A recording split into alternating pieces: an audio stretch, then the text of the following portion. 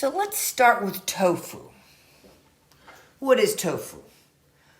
Tofu is also called bean curd, and it's a soft, relatively flavorless food product which is made from soybeans. It takes on the flavor of anything it's soaked in, marinated in, cooked in, and it's a very important source of protein in the cuisines of China, Japan, Korea, and Southeast Asia.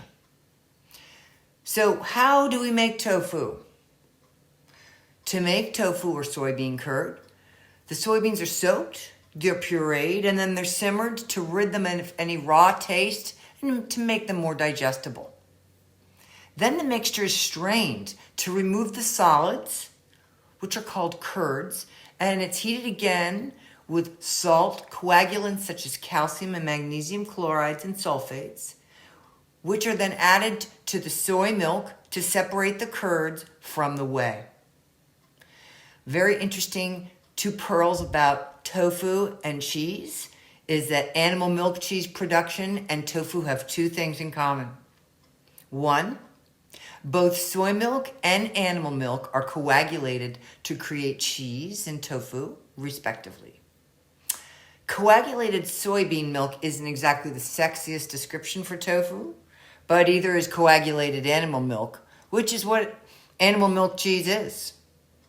Number two, just as whey is a byproduct of animal milk cheese production, we have soy whey, which is a byproduct when making tofu.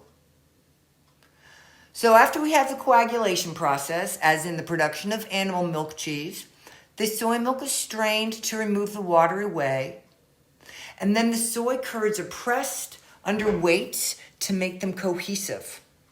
Now, how long those curds are pressed determined whether your tofu is soft, medium, or firm. This, as you can see, after all of my manhandling of my tofu, is quite firm. I like to use firm tofu because I like to use cubes of tofu after I've sauteed them.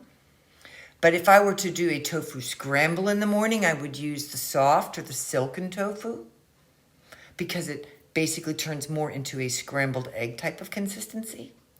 And then the medium consistency for tofu is nice because it takes on the flavor of the sauce and actually can become a part of the sauce with some matter to it as opposed to just dissolving into your sauce. So the combination of having a soft or silken, medium or firm tofu gives you a lot of opportunity and diversity when it comes to using your tofu product. Now let's move on to tempeh.